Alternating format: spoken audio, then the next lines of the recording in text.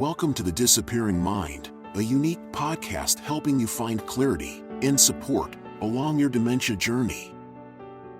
Now, join National Dementia Trainer and Coach Dawn Platt for an all-new episode. Hello and welcome to the Disappearing Mind podcast. This is your host, Dawn Platt. Thank you for joining me on the podcast today. Always happy to have you as we talk about the dementia journey, the path of the dementia journey. Today on the podcast, I'm going to be talking to you about the Global Deterioration Scale, or the 7 stages of dementia, and how that relates to you, why that's important. Here on the podcast, we try and roll out information that's going to help you in the dementia journey in the stages of understanding. No matter if you're just someone who is curious about dementia because you may know of people, or you're just curious because you're concerned maybe that you might develop dementia. Maybe you are someone who has been diagnosed with dementia, or maybe you're a caregiver who is taking care of someone with dementia. Dementia has impacted pretty much the world. It's rare to find someone who doesn't know someone or doesn't have a family member or an acquaintance who has been impacted by dementia. And so today on the podcast, I want to talk to you about the 7 stages of dementia, or 7 stages of Alzheimer's disease. But I want to roll it out based on a tool that has been used in the United States for a very long time, and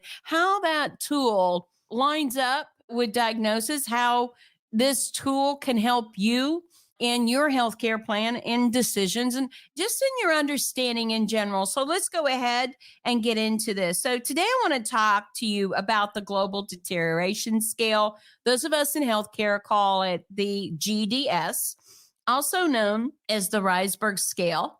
It is a clinical tool that was developed by Dr. Barry Reisberg in 1982. It is used to assess the progression of cognitive decline in individuals with dementia, including Alzheimer's disease. The GDS is particularly valuable because it offers a clear framework for tracking the stages of cognitive decline. And you will talk about why that's important to you to kind of know and understand, and really to plan care. But these stages, from normal aging to severe dementia, really helpful for clinicians and caregivers so that we can understand where a person falls on the spectrum and what kind of care or interventions may be appropriate at this time in their treatment. It provides us with some clear guidelines for caregivers and clinicians, ensuring that appropriate care and interventions are provided at each stage. So it really is that gauge that many healthcare professionals use to help in care planning for individuals who have dementia. So by understanding the Global Deterioration Scale, we can better anticipate the needs of those in our care and respond to changes in cognitive function proactively. So we can anticipate where people are and kind of what's coming down the road, even though, as I have said many times, that people who have dementia are individuals. And when you've met one person with dementia, you've met one person with dementia. So individuals have different diagnoses and they display differing symptoms, although there is a wide range of symptoms that are common to most dementia. So let's talk about just a little bit about here, the overview. The Global Deterioration Scale divides cognitive decline in 7 stages. So ranging from no cognitive impairment to very severe cognitive impairment. And each stage corresponds to specific symptoms and challenges. And this is something that we use for care planning and support services that someone will require. The effectiveness of this tool that's been used since really 1982, very widely, especially across the United States, is that healthcare providers have relied on this tool to guide caregivers and make medical decisions because it provides a structured way to do a number of things. Number one, to track the disease progression. It gives us insight into how far the disease has advanced and what kind of care will be needed at each stage. Tracking the progression and the pace of the disease is really important in making healthcare decisions for doctors and for caregivers. There are types of dementia that progress much more rapidly or much more suddenly. And then there is the slower pace type disease. So this is really important to really determine where a person is at and how they're progressing. Tailoring interventions. So knowing the stage allows the provider and the caregiver to implement appropriate interventions at the time when they're needed. Whether it's cognitive exercises in the early stage to keep the brain active or a full-time caregiver in the later stages to help with dressing, bathing, grooming, and eating. These interventions can be mapped out and really be beneficial in the plan of care. Support family planning. So the Global Deterioration Scale helps families understand what to expect and when they might need to transition to more comprehensive care. I use this scale tremendously in the life of my own care planning for my mother. I use this scale tremendously in the care of those that I serve and have supported and coached throughout the years, knowing what to anticipate and possibly when, and looking at options in advance so you're not left having to do that at a time when it becomes very difficult to do. Improve diagnosis. So by using the Global Deterioration Scale, clinicians can accurately diagnose cognitive decline and determine if it's age related or due to dementia. It's pretty clear when we get into this, you'll kind of see. Let's talk about the global deterioration stages and then how it correlates to what is commonly called the 7 stages of Alzheimer's disease. I'm going to kind of give you both. They flow hand in hand. Many of you have probably heard or maybe even said that my loved one is in stage 5 or those kinds of things. And so let's talk about what that means, what you might be saying, or maybe what you might need to know. So stage 1 is really no cognitive decline. For the GDS, there's no sign of cognitive impairment and there's normal functioning. For the person who actually has Alzheimer's disease, at this point, they're living pretty independently. There's no seen apparent impairment. The person functions normally with no memory issues, even though they have Alzheimer's disease. And we don't truly know how long someone has it before it's apparent. We know in what stages it becomes apparent, but we don't always know how long it's been there. When you look back, you begin to put things together over the years, especially if somebody has passed, when you started seeing changes. But at that time, they weren't really important enough for you to notice or apparent enough for you to notice. And so that's what really important. Then we move into stage 2. So in stage 2, this is very mild cognitive decline. This is something that you might see in age-associated memory impairment. Very mild cognitive decline. You might see it where somebody's just forgetting something, but they recall it. But on the global deterioration side, minor forgetfulness, such as forgetting names or where items are placed, often attributed to normal aging. For goodness sakes, it's contributed to stress and a lot of other factors that we see as well. In Alzheimer's disease, this very mild decline, individuals might notice occasional memory lapses, but nothing that really affects their daily functioning ongoing. This stage may not be noticeable to others. For instance, the person may feel like something's not all there or not like it used to be, but they may not even mention it to you or anyone else. Stage 3 is where we see mild cognitive decline. We see this term a lot now. It's used more prevalently than it's ever been used. Mild cognitive impairment. It simply means that memory lapses become noticeable to others. They're not just noticeable to the person. This stage may not signal the onset of early Alzheimer's disease or any other disease. It just is noticeable. Something's changed. In Alzheimer's disease, this is the early stage of Alzheimer's. This is where early stage is kind of identified here. We may not have a diagnosis here. We may, but we may not. But friends and family and coworkers kind of notice some issues with memory, planning, or organization is going on with the person. And this individual may struggle with recalling recently learned information, organizing tasks, or making decisions, but it may not. This person may still be in their career. And I've had this happen multiple times. We call that stage 3, mild. And then in stage 4, we're into moderate cognitive decline. And this is what we call mild dementia here in stage 4.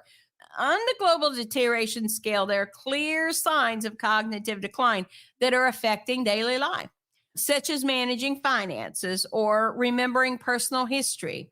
Usually, this is the point where we get some sort of diagnosis.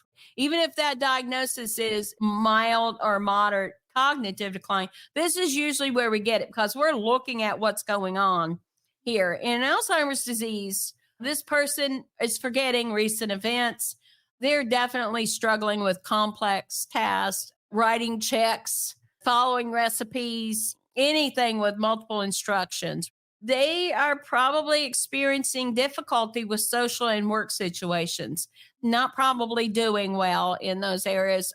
They may begin to become more withdrawn or have trouble with daily tasks. Again, preparing meals, paying bills, normal routines, remembering their medication. All of this is right here. This is the telltale sign here in stage 4 that something is really off and it's not something that's going away.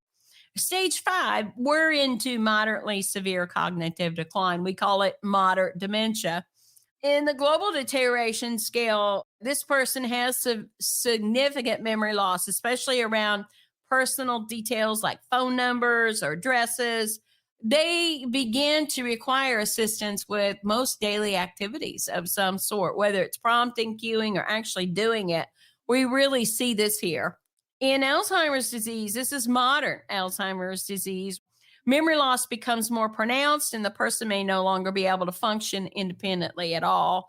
They may forget their personal history, become confused, person, place, and time, need help again with daily tasks, hygiene, those kinds of things. By the time we get into 6 here, and there is no time limit on these stages, I will tell you, I wish I could say the middle stages seem to be the longest stages, but we don't really have a parameter, and those environmental factors and premorbid health factors do contribute to how long someone stays in this stage, but really it is not necessarily measurable. Stage 6 is severe cognitive decline. It's what we call moderately severe dementia. In the global deterioration scale, there are major gaps in memory here. They may have difficulty recognizing family members. They're definitely having some personality changes. This person definitely requires extensive assistance with daily living. Again, in the Alzheimer's disease, it's moderate to severe. They have loss of awareness and are confused to their surroundings. They're forgetting names, maybe even close loved ones, experience significant changes in behaviors and personality, and they're needing help with everyday life and activities. Stage 7 is the last stage of the global deterioration scale. There is very severe cognitive decline. They're well into severe dementia, and this is end of life here in stage 7. They lose their abilities. They may not communicate at all. Their motor functions may go. They're completely dependent in this severe stage. And again, someone with Alzheimer's disease will often lose control and movement. They could lose speaking, swallowing ability. They may fall very frequently. They're very vulnerable to infections, physical deterioration, and perhaps they could be bedridden. This person needs around the clock care at this point when they're in stage 7. Both the global deterioration scale and the 7 stages of Alzheimer's disease, as we know it here in the United States, both describe the same progression of cognitive decline. The global deterioration scale provides a more structured clinical tool where the person is along the journey, and each stage corresponds to the Alzheimer's disease, helping clinicians, caregivers, and families to understand the extent of cognitive impairment that a person is having and anticipate their future needs. While the global deterioration scale can be applied to different types of dementia, it is used specifically to track Alzheimer's disease progression. And it's important to kind of understand this path and journey. Not that you'll go through in any order these stages, and not that you'll hit every one of these stages, because maybe that won't happen. But it's a highly effective tool for understanding and tracking cognitive decline, particularly in Alzheimer's disease. It will provide clear guidelines for healthcare professionals as well as caregivers in planning and providing interventions at each stage. By understanding the global deterioration scale, you can kind of see in the future and better anticipate the needs of those in your care. The summary here of the global deterioration scale really is in 3 stages, like we've talked about overall with Alzheimer's disease. Stages 1 through 3 are really going to be your mild to early cognitive decline. Stages 4 and 5 are your moderate, what we call moderate. Definitely that's where we're going to get our diagnosis. We're going to get, here's what's happening kind of thing. And then stages 6 to 7 are severe dementia, characterized by extreme memory loss, loss of motor skills, complete dependency on caregivers. So that's the overall. It's important to know and understand there are many tools at our disposal and that we can talk to our physician about in the 7 stages of Alzheimer's disease that will help us as caregivers. But there are questions I think that people have, and I've written down some of the common questions, frequent questions that people ask in and around these stages, because there'll be some family members that just will tell you what stage their loved one's in, and then others that really don't understand what that means. And so they'll ask questions. But what are the early signs of Alzheimer's and how do they relate to the stages? It's important that identifying early stages of Alzheimer's disease can help in early intervention, provide that person, their family with the time to plan, make personal decisions for the future. It's early stage interventions can slow the progression or help a person live more quality of life, maintain independence for a longer period of time when we're aware. And this stage allows families to explore care options, legal planning, and support systems. This is the time. Typical questions in and around this might be, how do I tell if my forgetfulness is normal aging or Alzheimer's? That's clearly written. I've talked about it on the podcast.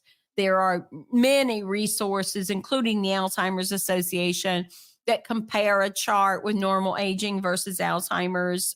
What should I do if I notice early signs in a loved one? Reach out to your physician.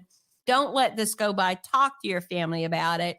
And then when should we seek medical diagnosis? Well, you may not get there that first stage or even the second, but before you get to the third, you really want to get some intervention. It's just going to be helpful for you and for the family to make better decisions, and will make the whole process easier. I can't tell you how many families have said to me, if I had only known the benefits of being in this support group, I never knew. I would have done it different. I would have come earlier. And that may not be you, but it may be you. You can always go and seek out a support group. If it's not your time or it's not your thing, you can drop out, but it may be more beneficial than you think. So seek it early as you can, and then make your decisions from there. What happens in the middle stages of Alzheimer's disease and what kind of support? The global deterioration scale, the cognitive scale, really kind of defines what the expectation should be. Your loved one, and most people, do go into a stage of denial, or may go into a stage of denial. Let me say that, where they don't think they need help. But remember, that's the dementia talking, and they're no longer able to process whether they need help or not. It's part of the disease. So this is where you want to make these things early and have honest discussions about it. When will my loved one start needing more help with basic tasks? When you know and understand these stages, it can help you make those determinations. How do I create a safe and supportive environment at home? understanding these stages are going to be critical in your care plan. What behavioral changes occur in the later stages? People are very concerned about behavioral changes, and they can be overwhelming if you're not prepared and you don't understand that it's the dementia, not your loved one. Typical questions that I get: how do I handle mood swings, aggression, or confusion? Talking about that is going to make you much more equipped to do that. Being able to handle that behavior. What do I do about preventing wandering or dangerous behavior? Important tools to have in your arsenal long before it ever occurs, if it does occur. How do physical abilities decline in the later stages? How should care be adjusted? The stages really help you define when and where that you're likely going to need that intervention. Questions I get: when will my loved one lose the ability to walk or eat independently? Well, no one can give a date or a time, but there are indications in the Global Deterioration Scale, kind of tells you where that might come into play so that you can be prepared. And then the big question: how long does each stage last? Alzheimer's disease affects individuals different. Knowing the general timeline allows you to plan for the future. I've talked to you about premorbid factors, environmental factors help support, diet, all these things are going to influence how long each stage does last. And then what role do medical treatments and therapies play at each stage? Those are things that you will want to know, that you will want to understand as you flow through these stages. So all of these factors are coming into play as you look at each stage and where your loved one is. I think, what's the best care setting at each stage? Again, that is something to talk with your healthcare provider about. It is something that the family needs to decide on. Who's going to be the caregiver? How many are going to be the caregiver? Are we going to hire care? Are we going to bring them into the home? Are we going to look at assisted living, memory care, or a nursing home, which can be very expensive, especially a nursing home? What do we do to improve quality of life at each stage of the disease? I think there are a number of reasons why I wanted to cover this today and to really talk about this. And education and knowledge is power. And I want my audience to be empowered to make good decisions, to understand what you could be facing and understand better what some of the options you are to make good decisions for that person that you love. And those are personal decisions. I don't try and tell you what to do. However, I do try and guide you and make you think about what could be and what the options are, that so you and your loved one can have the best care possible and live a quality life. So why do I feel like understanding the stages is important for you and for care planning? There are a number of reasons that I want to just point out as we conclude today in this podcast. But understanding the 7 stages of Alzheimer's disease or related dementias is critical for care planning. There is no cure for this disease. There is treatment. However, the current treatment is only effective in certain people in the earlier stages. But there are many quality of life decisions that will impact the care and the quality of life that your loved one lives. And even if that's you. And I think that having the knowledge and the best options that you can have available and making good decisions that are personalized for your family and for you, these are your decisions to make, will be better than not knowing what you're facing, not understanding what could happen. Here are the reasons why I felt like this was important today. Tailoring care and having the knowledge to address each stage as it comes with its specific challenges, and recognizing that these may or may not happen is going to give you a better outcome and empower you to deal with the evolving needs that will come on this dementia journey. Safety and support, paramount. As this disease progresses, the risk of accidents, wandering, or self neglect increases. It's so sad when people meet their demise long before they should, just simply because they're not safe or they don't have good care. And I want you to be aware of some of these safety issues that you may not think about, but will make a difference in the quality of life of the person living with dementia. Resource allocation. The resources you have are going to make or limit what you're able to access as far as care goes. Know quickly what those are, have them in order so that if you need to transition someone into a care facility or you need extra help in the home, that you know that that's in order and you can make those decisions. Emotional preparation. Understanding the progression of disease helps family members emotionally prepare for the changes in their loved one's memory, personality, and abilities. I really can't say this enough, but your emotional stability will make all the difference in the course of care for your loved one. You are the one making the decisions. You're maybe the one giving all the care. Your emotional preparation, understanding what could be, will make a world of difference than if you are overwhelmed and presented with crisis time after time that you just were not prepared for. So I think that this is really important.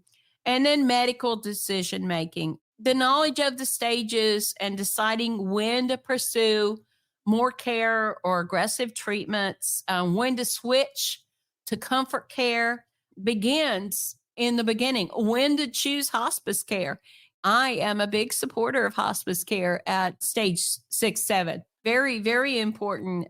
Something that I myself utilized, and I recommend that to all of my friends and those that I coach.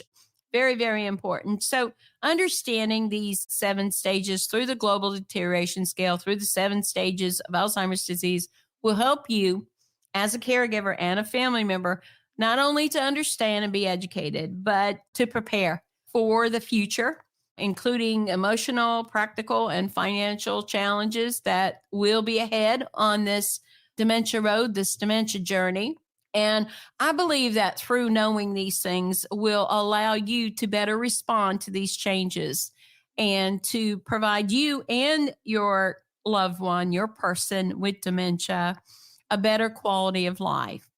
Thank you for joining me today. I hope that this discussion will impact you, will bring some knowledge to you that maybe you didn't have before. Please share this with your friends and family, a neighbor who may be going through the dementia road.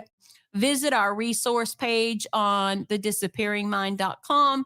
Check us out on Facebook, on Instagram, on YouTube. Like and subscribe, share. And until next time, I really appreciate you joining the podcast. This is Dawn Platt. Make it a memorable day. Thank you for joining us for the Disappearing Mind podcast. We hope it's helped you find clarity and support along your journey. Be sure to subscribe to never miss an episode, visit our website to suggest future topics, and share the podcast with friends and family.